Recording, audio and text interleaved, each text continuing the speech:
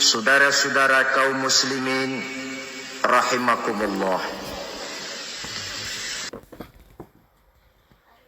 Murai di dahan dan koko ayam di kandang. Dunia ini penuh dengan berbagai macam kesibukan.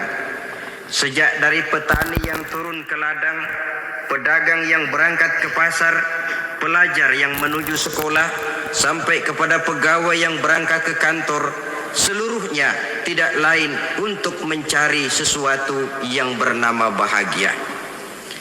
Setiap orang menginginkan kebahagiaan dan tidak seorang pun menginginkan kesengsaraan dalam kehidupan ini.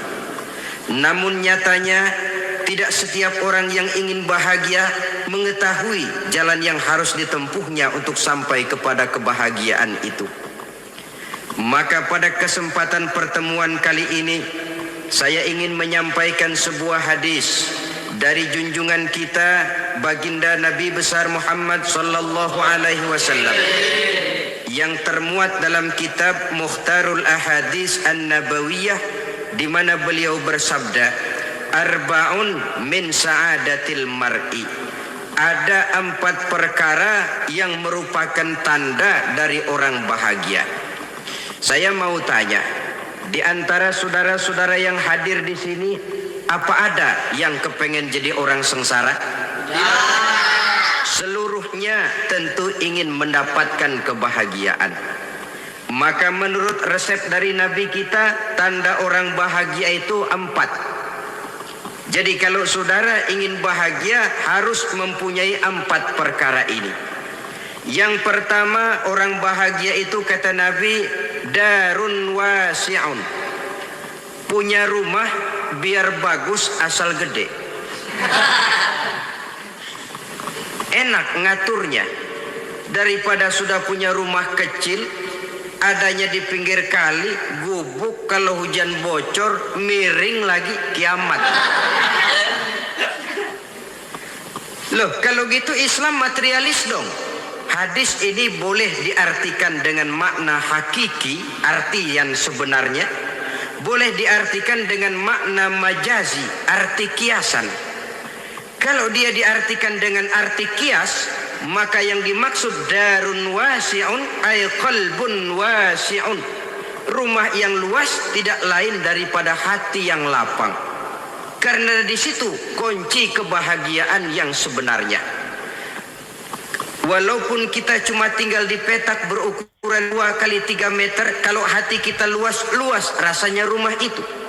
Tapi biar rumah kita halamannya saja puluhan ribu hektar, ada kolam renangnya, kamar tidurnya tidak lagi terhitung. Kalau hati yang menempati rumah itu sempit, maka akan terasa sempit jugalah rumah itu. Tempat bergantungnya tidak lain adalah hati. Marilah kita mencoba melihat berbagai pandangan orang tentang bahagia ini.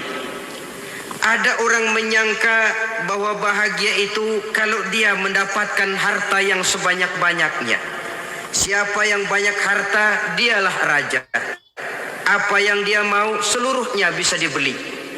Keamanannya, dia bisa menyewa petugas.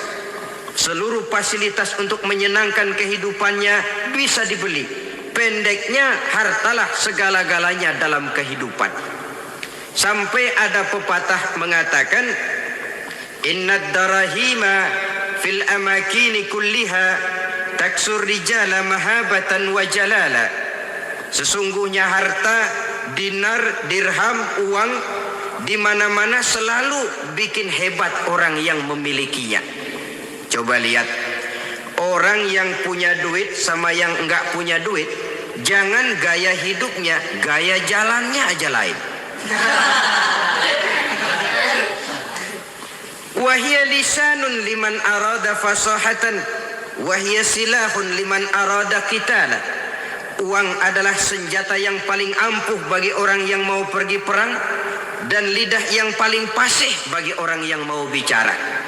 Kalau bicara dengan lidah macet, cobalah bicara dengan harta, lancar. Sampai ada pepatah demikian, segalanya bisa diatur dengan harta.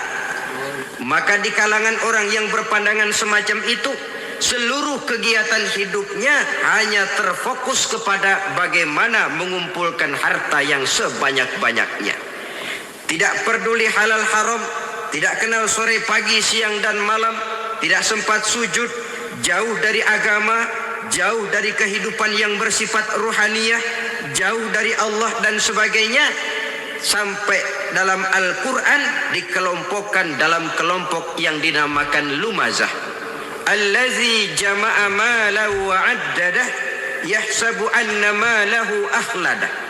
Mereka mengumpul-ngumpulkan harta sebanyak-banyaknya dan menyangka bahwa harta yang banyak itu dapat mengekalkan hidupnya, mengekalkan kekayaannya, mengekalkan kebahagiaannya. Saudara hadirin yang berbahagia, kalau pandangan hidup ini benar, artinya kalau harta memang merupakan satu-satunya hal yang dapat membuat orang bahagia, tentu di rumah mewah tidak akan pernah ada tangis derita.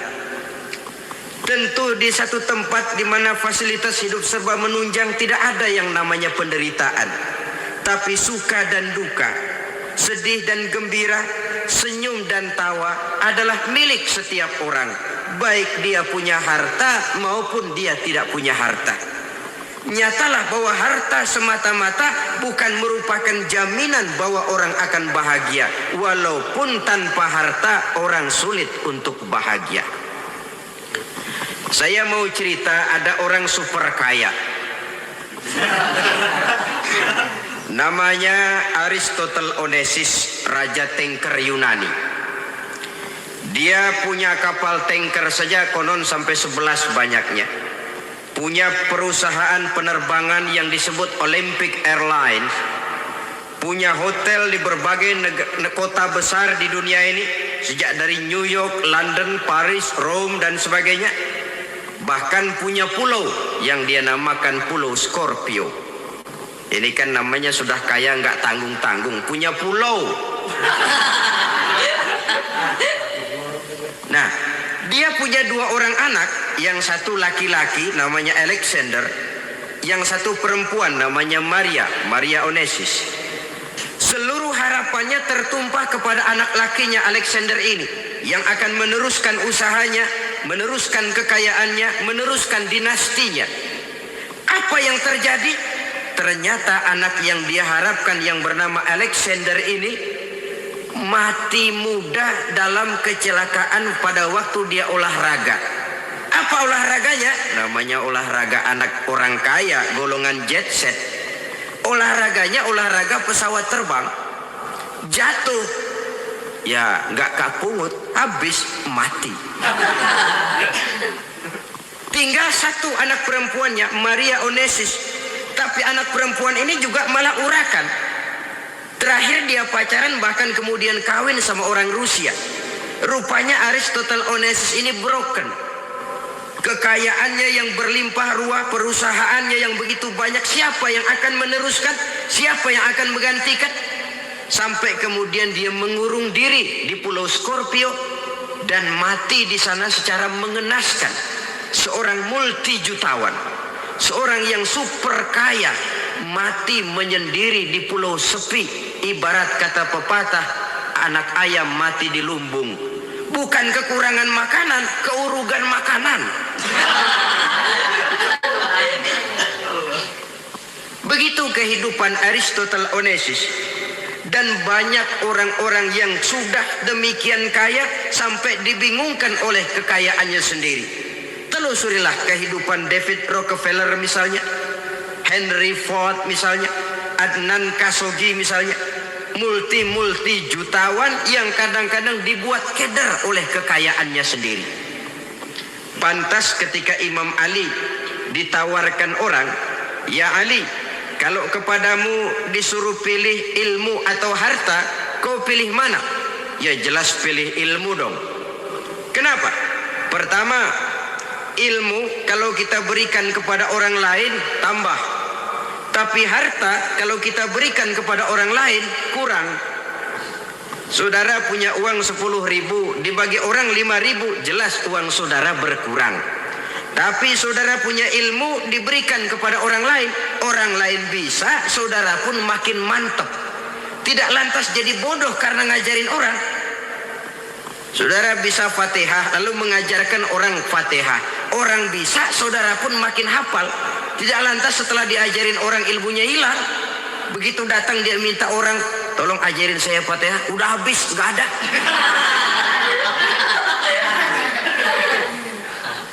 Yang kedua kata Imam Ali, ilmu menjaga kita. Kalau harta, kita yang harus jaga. Makin banyak ilmu, makin terpelihara diri seharusnya. Tetapi makin banyak harta, makin bingung kita jaganya. Sampai kadang-kadang kalau perlu seluruh keliling rumah dipasangi alarm. Belum cukup disewakan anjing besar-besar, pasang di depan pintu, awas anjing galak. Masih belum cukup juga, cari centeng tukang-tukang kepruk jaga rumah. Masih terasa belum aman, padahal rumahnya dikelilingi tembok besar. Di balik tembok ada pintu-pintunya tebal. Di balik pintu itu terbuka masuk kamar, kamar pun ada pintunya, pintunya pun kuat. Masuk ke dalam kamar ada lemari, lemarinya pun pintunya kuat, dikunci, kuncinya pun kuat. Tapi terhadap seluruhnya yang timbul cuma sekedar was-was saja. Kesimpulannya sekali lagi, tanpa harta orang memang sulit untuk bahagia. Tapi harta semata-mata tidak merupakan jaminan orang akan bahagia. Dengan hati yang luas, itu modal utama untuk mencapai kebahagiaan hidup. Orang yang hatinya luas, saudara-saudara, punya hati yang lapang, melihat kenyataan hidup ini, dia bersyukur senantiasa kepada Allah. Lantas tidak timbul hasud dan iri hatinya. Oleh karena itu jiwanya selalu lapang. Kalau tidak, cupik hati namanya. Dangkal pandangan, tidak senang melihat orang lain dapat nikmat, dan itu sering dijadikan contoh. Kalau orang yang lapang dada, dia lihat tetangganya beli TV baru, dia berkata, alhamdulillah ya, tetangga kita beli TV, mudah-mudahan kita bisa ikut nonton. Lapang dadanya. Tapi orang yang sempit hati, lihat tetangga beli televisi, meriang. Enggak diapa-apain, meriang. Besoknya dengar tetangga beli motor, makin sakit, ke rumah sakit. Lalu di rumah sakit dengar tetangganya beli mobil, mati. Disiksa oleh perasaannya sendiri. Orang kalau hati sudah sempit dalam hidup, kemanapun dia pergi, sempit rasanya medan kehidupannya.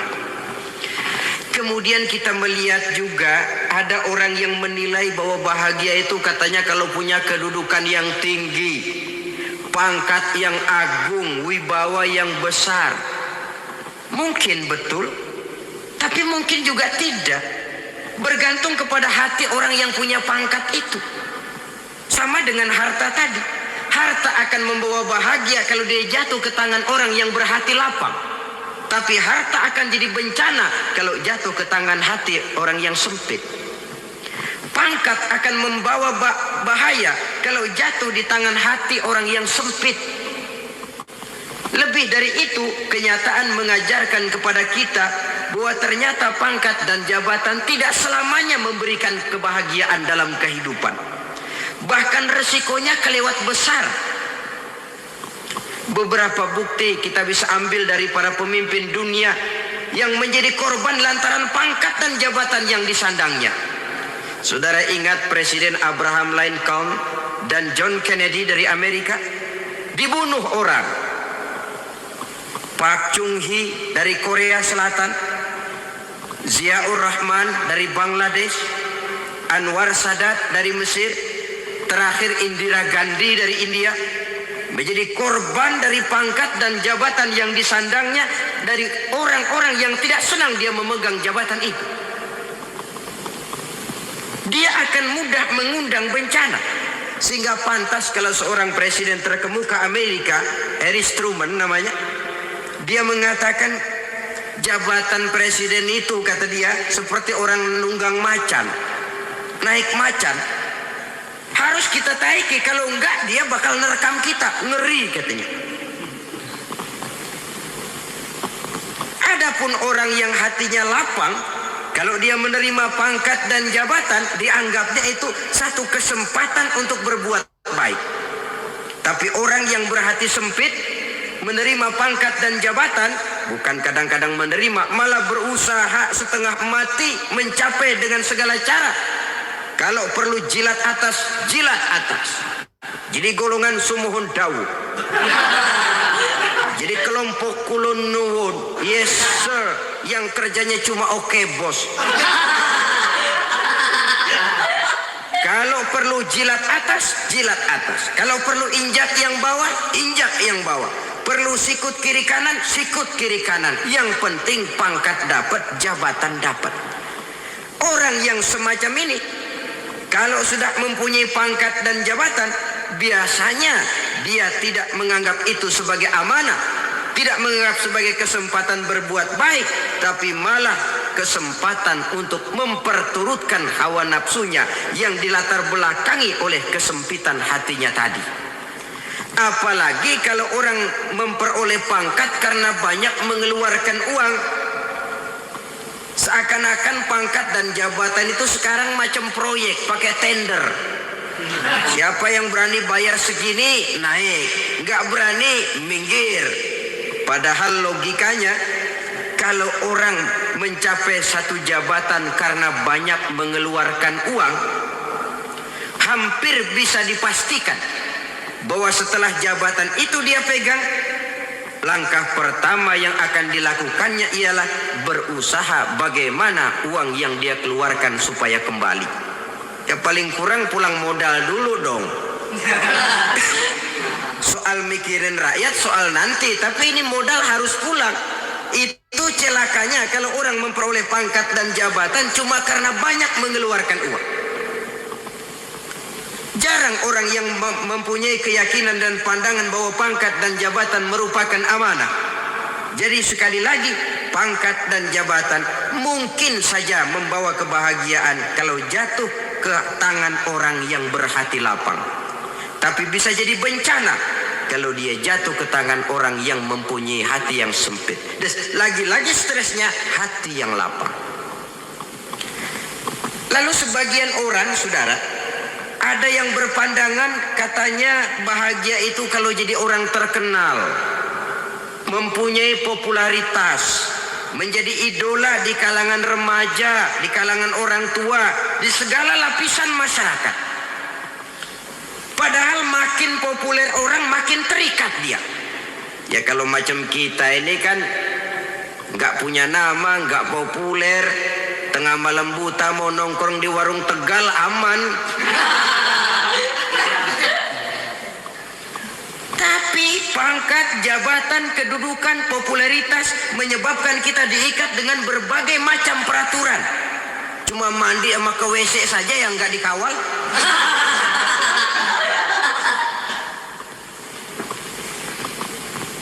Benarkah popularitas, ketenaran membawa kebahagiaan? Mungkin. Ya, tapi mungkin juga tidak. Kenapa? Banyak orang-orang populer yang mengakhiri hidupnya secara tragis. Kita ambil beberapa nama. Di Amerika tahun 60-an ada bintang seksi paling terkenal yang dijuluki sex bomb. Bom seksi. Sampai sekarang jadi legenda, namanya Marilyn Monroe. Singkatan dobelnya itu inisialnya MM, Marilyn Monroe. Terkenal, top, sampai dia mati tahun 62. Namanya sekarang masih saja dibicarakan orang. Kenapa dia bunuh diri? Tidak punya hartakah dia? Banyak. Kurang populerkah dia? Seluruh dunia mengenalnya. Sejak rakyat kecil sampai pejabat tinggi dia punya hubungan. Kenapa? Jenuh. Dia terlahir dalam keadaan yatim. Setelah itu tidak lama dia berangkat remaja, ibunya meninggal. Pindah dari wanita asuh ke wanita asuh sampai 12 orang ibu angkatnya. Dan kekecewaan yang paling parah, setiap laki-laki yang dekat dengannya hanya seperti kapal berlabuh.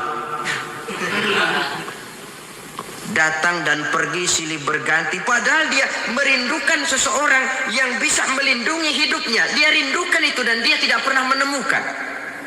Itu yang akhirnya menyebabkan dia minum pil tidur kelewat dosis, minum obat tidur kebanyakan, ya tidur terus sampai sekarang.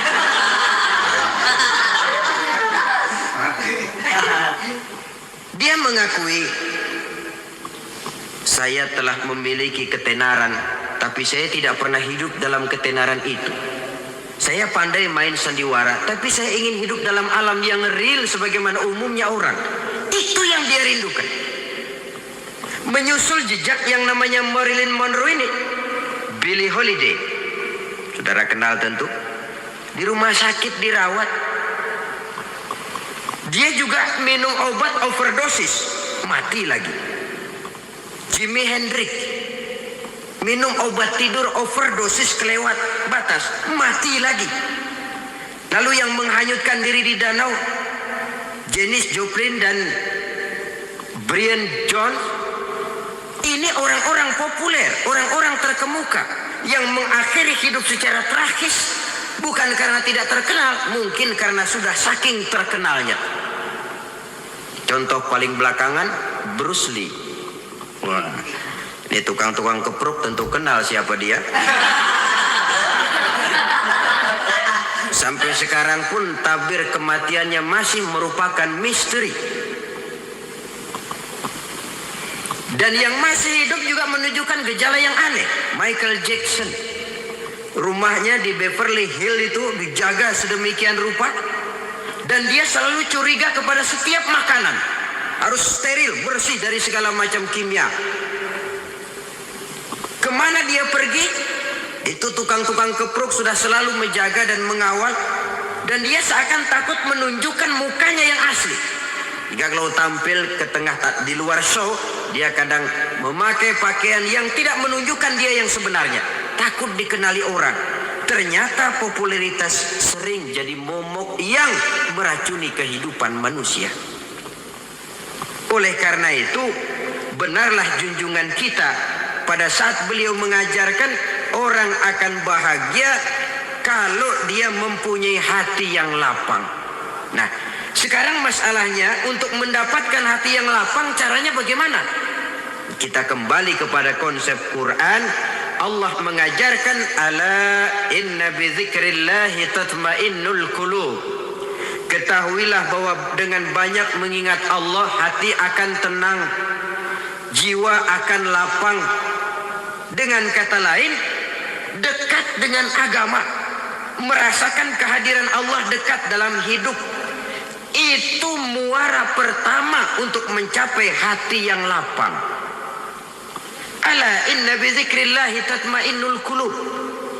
Jangan macam orang sekarang ingin mendapatkan ketenangan lalu tapak di puncak gunung, di gua-gua, di tempat sepi. Iyalah kalau nggak ada ular.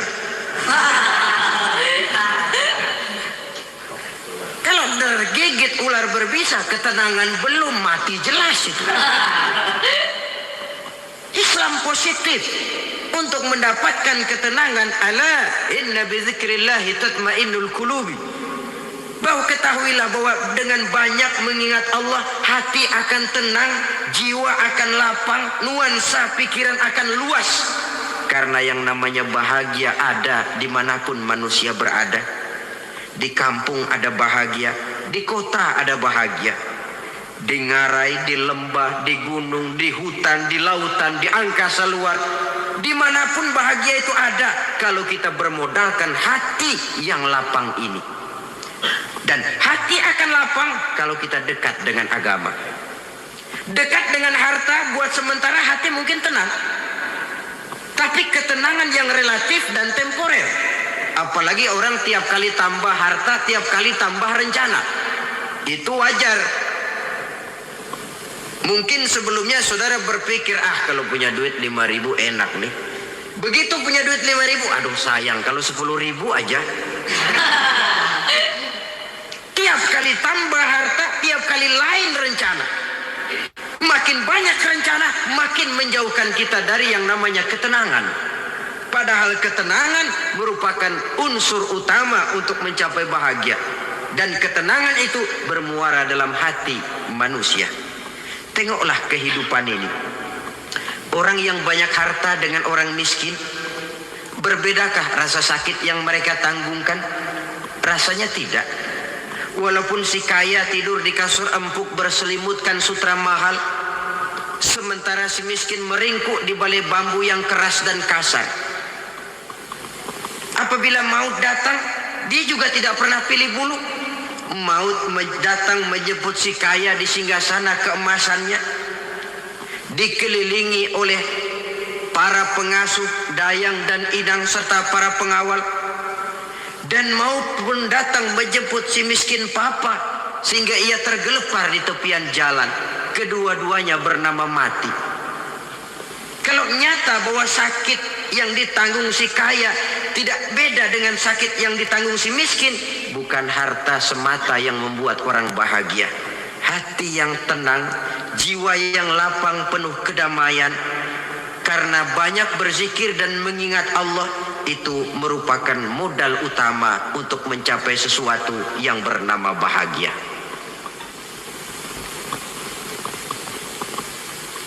Saudara hadirin yang saya hormati, inilah yang pertama dari 4 ciri yang digambarkan oleh Nabi tentang tanda-tanda orang bahagia. Dan harus berangkat dari yang pertama ini, hati yang lapang. Ini yang harus kita miliki lebih dahulu. Baru nanti akan menyusul kepada poin yang ketiga, kedua, dan selanjutnya. Sebab kalau hati sudah terisi dengan jiwa yang lapang, seluruh persoalan insya Allah akan bisa kita atasi dengan sebagaimana mestinya. Yang kedua sekarang, tanda orang bahagia menurut baginda Nabi, markabun syariah. Orang bahagia itu, kata beliau, punya kendaraan biar cepat asal lancar. Artinya kemana dia mau pergi mudah. Apa maksud hadis ini? Kalau kita kaji lebih dalam, kendaraan itu kan alat transportasi. Transportasi tidak lain adalah usaha memudahkan komunikasi. Pindah dari situ kepada teori bahwa manusia adalah zon politik, makhluk bermasyarakat yang tidak bisa memenuhi kebutuhan hidupnya secara sendirian. Kita memerlukan keberadaan orang lain dalam kehidupan ini. Untuk memakai baju saja kita sudah perlukan petani yang tanam kapas, pabrik yang memintal kapas jadi benang, pabrik yang menenun benang jadi kain, sampai kepada mesin jahit, sampai kepada tukang jahit. Itu cuma untuk memakai pakaian saja. Tidak seorang pun di antara kita yang sanggup memenuhi kebutuhan hidupnya secara sendiri.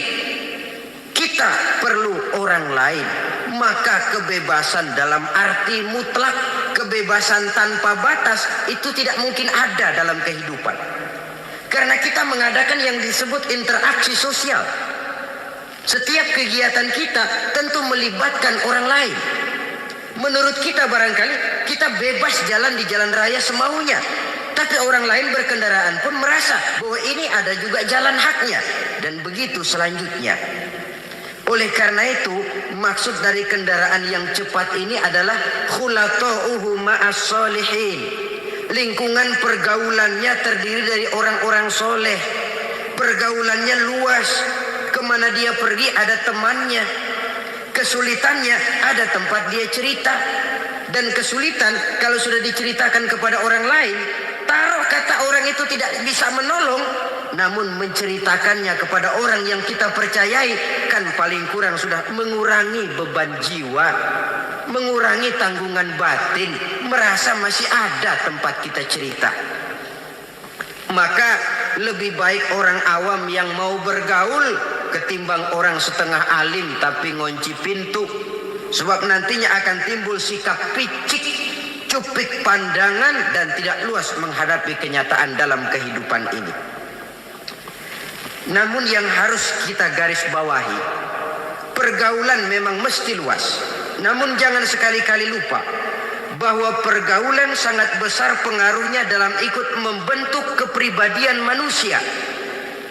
Sehari-hari bisa kita bilang, kalau kita dekat sama tukang minyak wangi, sekalipun gak dibagi minyaknya, baunya tentu dapat. Betul? Tapi dekat sama tukang elas, walaupun gak kena apinya, asapnya mesti kena. Kalau Syauqi mengatakan lebih jelas lagi, man asyaral asrafa asa musyarrafan wa muasyiral anzali ghairu musyarrafin. Awalam taral jildal hakira muqabbalan bisagri lamma sara jildal mushaf. Siapa yang bergaul dengan orang mulia, dia bakal ikut menjadi mulia. Tapi siapa yang berteman dengan orang hina, dia tidak bakal ikut menjadi mulia. Tidakkah kau lihat, kata Syauqi, kulit kambing yang hina pun dicium orang ketika menjadi kantong Quran. Kulit kambing hina, kalau dia sendirian gak ada yang mau cium. Tapi begitu dia bergaul dengan Quran, menjadi kantong Quran, dipakein minyak wangi, ditaruh di tempat yang tinggi, mau diambil dicium dulu, dibawa dengan penuh hormat dan hati-hati. Kulit kambing yang hina lantaran berteman dengan Quran, numpang mujur. Tapi coba lihat kalau kulit kambing berteman dengan kayu, jadi beduk, habis. Zohor dikemplang, asar dipukul. Itu pun sedikit saja, cuma salah milih teman. Yang temannya Quran dihormati orang, yang temannya kayu lantaran jadi beduk, gelap-gelap subuh orang udah kemplangi.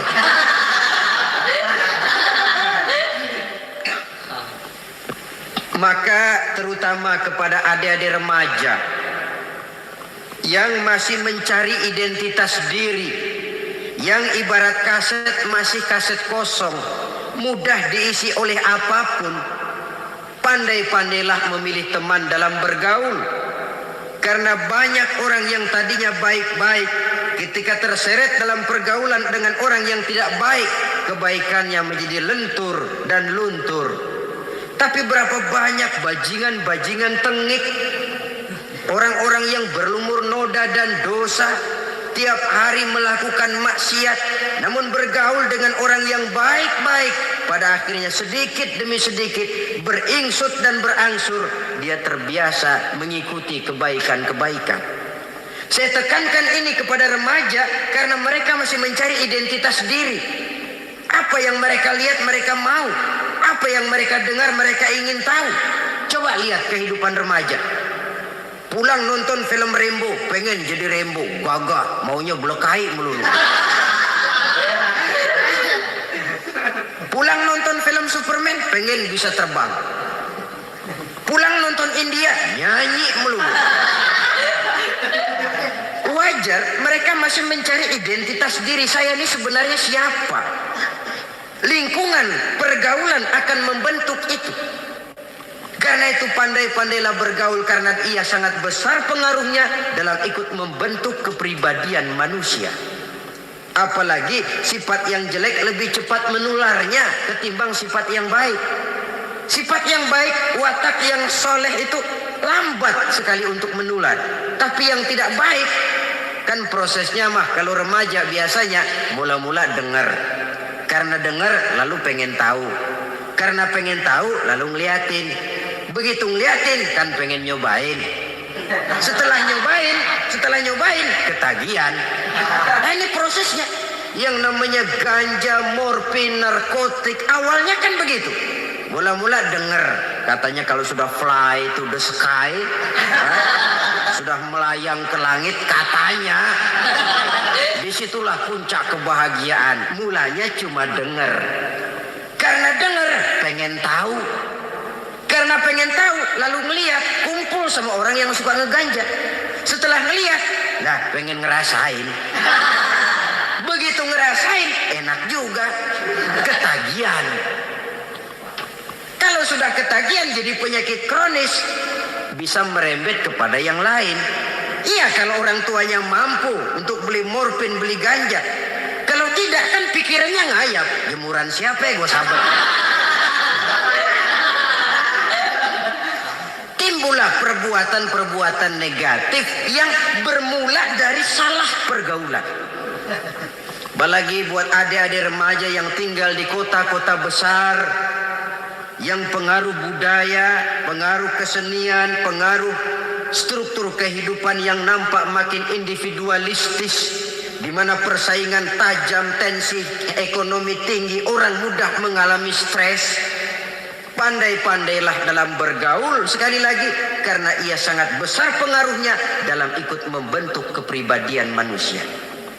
Orang bahagia punya kendaraan yang cepat, artinya punya pergaulan yang luas, dan lingkungan pergaulannya terdiri dari orang-orang yang soleh. Kemana dia pergi, ada teman. Kesulitannya, ada tempat dia cerita. Tapi kalau sudah menyendiri, hidup sendiri, kesulitan dipikiri sendiri, bisa mati belum waktunya. Tidak ada tempat berbagi rasa, tidak ada tempat bercerita, tidak ada tempat mengurangi beban dalam kehidupan. Pantas betul kalau Islam sangat menggalakkan dan menganjurkan orang kalau sudah sampai waktunya itu untuk melangsungkan nikah. Kata Nabi, ya ma'syaras syabab man istata'a minkumul ba'at falyatazawwaj. Hai para pemuda, kalau sudah mampu memberi nafkah, kawinlah, nikahlah kamu. Kenapa? Sudah ada teman hidup, tempat berbagi rasa. Kesulitan kalau ada tempat cerita akan lebih ringan ketimbang kita telan sendiri, walaupun bobot kesulitannya sama beratnya. Saudara-saudara kaum muslimin rahimakumullah, inilah ciri yang kedua, punya kendaraan biar cepat asal lancar. Kemana kita mau pergi gampang. Dengan kata lain, setelah hati yang luas, pergaulan yang luas. Dua. Yang ketiga sekarang, tanda orang bahagia itu menurut Nabi, misbahun mudhi'un, punya lampu yang terang. Oh, itu enggak problem. Sekarang sudah zamannya listrik masuk desa, Pak. Lampu sudah terang semua. Betul, kalau itu yang dimaksud. Tapi tidak cuma itu. Karena lampu yang dimaksud di sini, lampu yang akan menerangi seluruh perjalanan hidup. Dan perjalanan hidup itu sudah dimulai sejak kita terlahir ke alam ini, sampai masuk ke alam barzah, kumpul di padang mahsyar, sampai ke akhirat. Lampu yang menerangi itu yang diperlukan. Kalau lampu, katakanlah yang paling top sekarang kan lampu jenis Mercury. Taruhlah itu di rumah kita, dia cuma menerangi rumah kita. Menerangi hati pun tidak sanggup.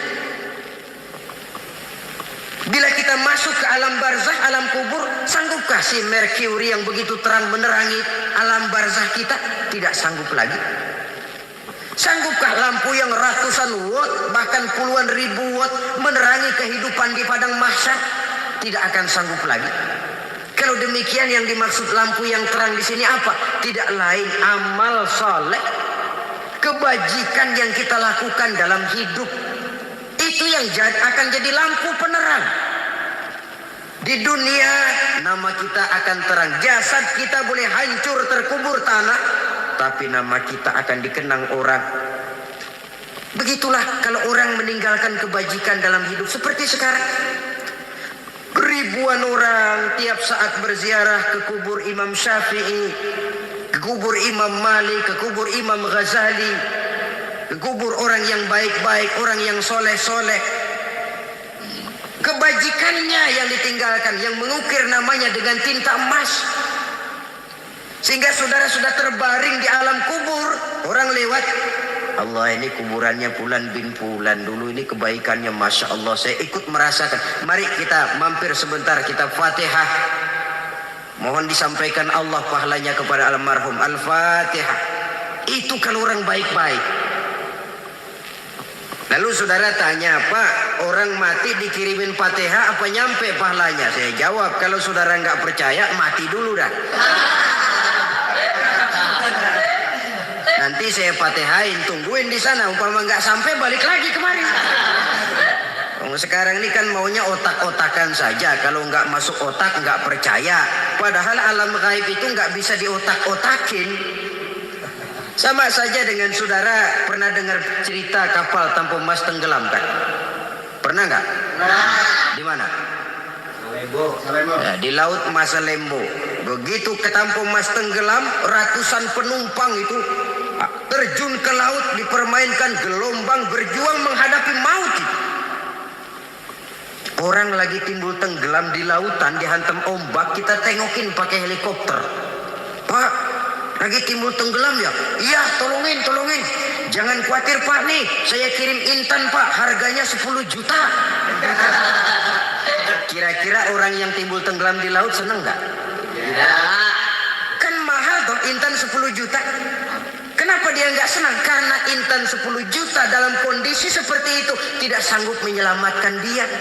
Dia akan girang kalau dikirimin ban mobil bekas, dikirimin papan terentang atau bambu. Intan yang 10 juta dia nggak girang. Ban mobil bekas yang 1000 perak, tuh pegang, itu yang dia girang betul. Inilah sebabnya Nabi berkata, mal mayyitu fi qabrihi illa kal ghariqil mutaghawwis. Orang yang meninggal di alam kuburnya seperti orang timbul tenggelam di lautan. Yantaziru da'watan min ahli, menunggu doa dari keluarganya yang masih hidup. Duh, bapak saya sudah meninggal, saya sayang benar sama dia. Kirimin kulkas ke kuburannya. Itu sama saja dengan tadi orang tenggelam di lautan dikirimi intan yang harganya 10 juta, enggak sampai. Begitulah kalau kebajikan yang kita tinggalkan dalam hidup, sudah mati pun kubur kita masih diziarahi orang. Tapi kalau jahat yang kita tinggalkan, boro-boro lah orang mau doa lewat dekat kuburan kita juga serem. Tuh bajingan no, dulu mati dipendem di situ tuh. Jangan lewat situ, ntar kesurupan, jangan. Lewat saja orang ngeri. Konon lagi membacakan Fatihah dan mengirimkan doa. Hidup pada hakikatnya adalah kesempatan untuk berbuat baik. Maka sekali kesempatan itu diberikan, manfaatkan dengan sebaiknya. Sebab kesempatan kedua tidak akan pernah ada. Kesempatan berbuat baik di sini, di akhirat sudah pembalasan namanya. Sekali kesempatan itu dicabut, dia tidak akan pernah dikembalikan lagi. Kata Iqbal, hidup tidak mundur ke belakang, Bung. Berhenti diinjak orang, mundur hancur. Tidak ada kata mundur dalam hidup ini. Berhenti diinjak orang, mundur kecebur. Tidak ada kata lain. Harus maju dalam kehidupan, dalam artian yang positif. Hidup adalah kesempatan untuk mengumpulkan kebajikan yang sebanyak-banyaknya. Di situ nilai daripada manusia. Sekarang ini memang nggak kelihatan kok, orang yang banyak pahala sama yang banyak dosa nggak kelihatan kok. Barangkali kalau habis bikin dosa palanya pada benjol, mungkin orang takut sama dosa. Tapi sekarang sama saja, orang yang banyak dosa dengan yang nggak banyak dosa jalan bareng dari belakang, sama, nggak kelihatan beda. Tapi ada waktunya di mana pahala memegang peranan, di mana dosa diperlihatkan. Sama saja kalau kita bawa mobil siang, lampu kan nggak begitu berfungsi. Apa lalu bilang, alah ini lampu berat-beratin, copot-copotin aja dah. Tidak perlu begitu. Kenapa? Pada suatu saat malam senja akan datang. Bila matahari terbenam, senja pun datang, gelap mulai merayap, disitulah baru terasa perlunya lampu. Pahala begitu. Sekarang orang yang nggak ada pahalanya nggak kelihatan dalam kehidupan. Tapi pada suatu saat senja kehidupan akan datang. Ajal merenggut nyawa, malam merayap, dan hidup mulai diliputi kegelapan di alam barzah. Dikala itu kalau nggak punya lampu, alangkah malangnya kita. Sebab amal yang baik, kata Nabi, di alam barzah itu akan diciptakan menjadi perempuan yang cantik menemani kita. Amal yang jahat akan menjadi orang yang paling jelek nemenin kita. Udah di tempat gelap yang nemenin jelek.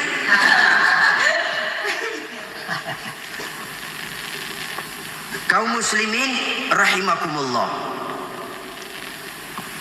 Kalau demikian masalahnya, tergantunglah kita pandai memanfaatkan waktu. Al-waktu kasayf, waktu itu cepat sekali. Yang namanya waktu itu tahu-tahu. Tahu-tahu udah tahun 87. Tahu-tahu udah begitu. Tahu-tahu yang kemarin anak-anak, sekarang udah pada punya anak. saja itu.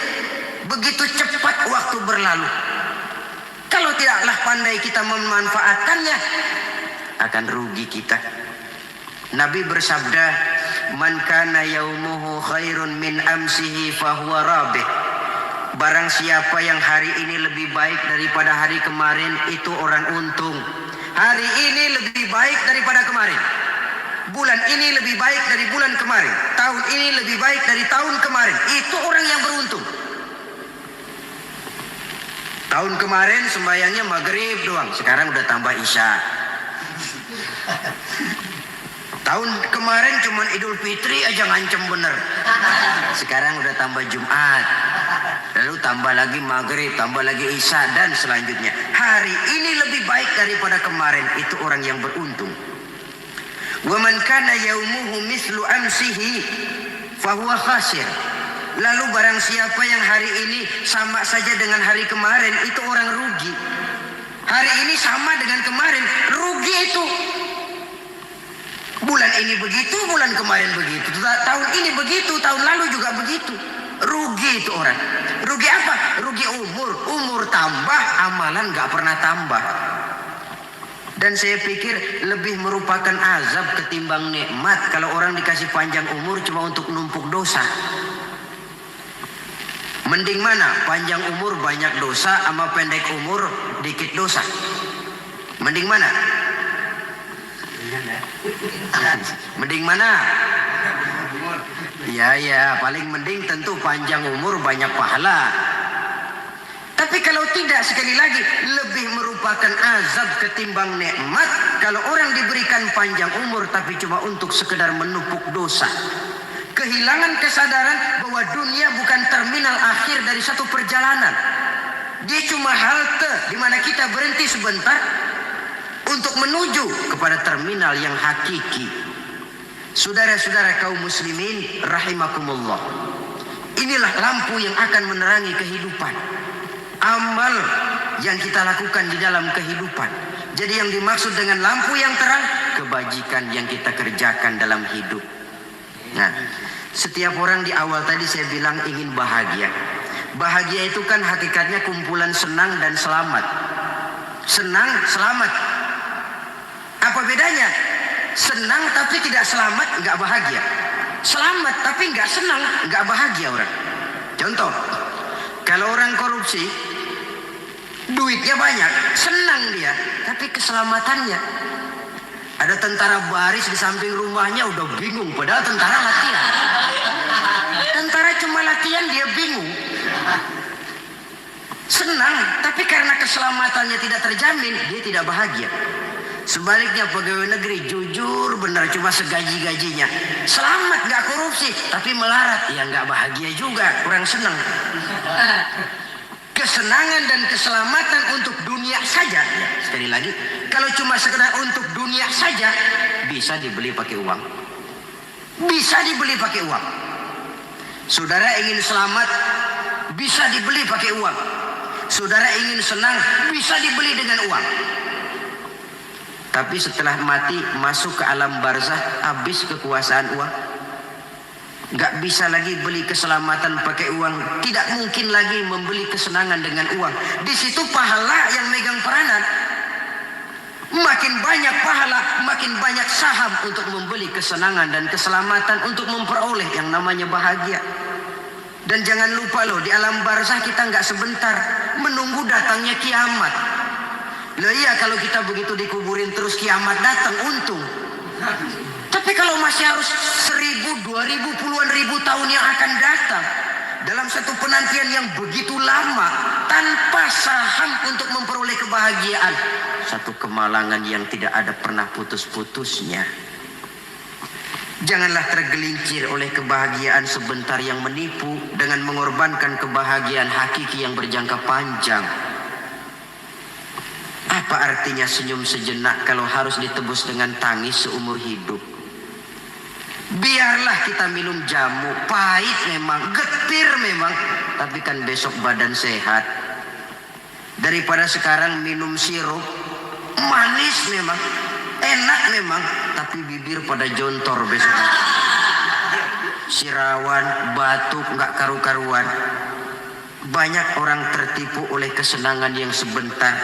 Padahal laisa kullu ma yalma'u zahaban. Belum tentu semua yang berkilat itu emas. Belum tentu semua yang gemerlap itu intan. Karena itu marilah manfaatkan kesempatan yang diberikan Allah ini untuk mengumpulkan kebajikan yang sebanyak-banyaknya. Yang terakhir sekarang, yang keempat, tanda orang bahagia kata Nabi. Zaujatun salihah. Orang bahagia itu tanda yang keempat kata Nabi, punya istri biar cakep asal taat. Sudah surga itu, cakep taat. Istri kayak gitu, kalau belum mati jangan dikuburin dulu. Sudah cakep taat lagi. Tapi kadang-kadang enggak, udah jelek ngadat melulu. Apa yang mau dipilih? Sebab itu Quran mengatakan istri pakaian untuk suami, suami pakaian untuk istri. Kenapa suami istri diibaratkan pakaian? Alangkah tingginya gaya bahasa Quran ini. Suami istri teman hidup, hidup perjalanan panjang. Sejak kita dalam rahim sudah ada hidup kan di sini. Sampai ke alam dunia, masuk ke alam barzah, kumpul di padang mahsyar, sampai menuju akhirat, itu perjalanan hidup. Carilah istri atau suami teman hidup yang membawa manfaat tidak hanya kehidupan di dunia ini, sampai di alam barzah, sampai di padang mahsyar. Suaminya mungkin meninggal lebih dulu atau istrinya mungkin meninggal lebih dulu. Tapi suami atau istri yang masih hidup berbuat kebajikan. Suami saya meninggal, ada hartanya, saya sedekahkan, niat pahala untuk almarhum suami saya. Ini teman hidup. Tidak dibatasi dan tidak bisa dipisahkan oleh maut sekalipun. Zohirnya mungkin pisah, badannya mungkin pisah, tapi hatinya, jiwanya, kebersamaannya dalam menghadapi kehidupan. Karena itu, saudara-saudara, bahasa Quran indah. Suami istri diibaratkan seperti pakaian. Apa fungsi pakaian? Pertama, pakaian jadi kebanggaan. Artinya, suami harus menjadi kebanggaan istri, istri harus jadi kebanggaan suami. Yang kedua, pakaian itu kan fungsinya menutup aurat. Artinya, sesama suami istri harus saling menjaga kekurangan masing-masing. Jangan malah sesama suami istri saling membongkar rahasia dan aibnya sendiri-sendiri. Istrinya diceritain jeleknya di mana-mana, atau suaminya dibongkar rahasianya di pasar umum. Itu sudah tidak lagi berfungsi sebagai pakaian. Kenapa semua ini diperlukan? Karena kita menyadari bangsa yang baik terdiri dari masyarakat yang baik. Masyarakat yang baik merupakan susunan dari warga yang baik. Warga yang baik adalah terdiri dari rumah tangga yang baik. Dan rumah tangga yang baik merupakan susunan dari pribadi yang baik. Dari situ langkah dimulai. Membangun satu bangsa yang baik diawali dengan membangun rumah tangga yang baik, dengan menciptakan pribadi-pribadi yang baik. Sehingga dari sini diharapkan berkembanglah nilai-nilai kebaikan. Orang akan bahagia mempunyai istri yang soleh. Kenapa? Tidak ada seorang suami bisa sukses jadi apapun dia, apapun profesinya. Dokter kah, kiai kah, mubalik kah, petani kah, pengusaha kah, pejabat tinggi kah. Tidak ada seorang suami yang bisa sukses tanpa peran serta istrinya. Walaupun memang peranan itu tidak begitu kelihatan, tapi sangat menentukan. Karena itu, saudara hadirin yang saya hormati, Islam sangat menghargai kaum wanita, memberikan kedudukan yang tinggi sepanjang tidak mematikan kodrat kewanitaannya. Nah, kalau sudah kesuksesan ini diawali dari rumah tangga, karier di masyarakat mudah untuk dikejar. Tapi keberantakan di rumah tangga merupakan kegagalan pertama di tempat lain.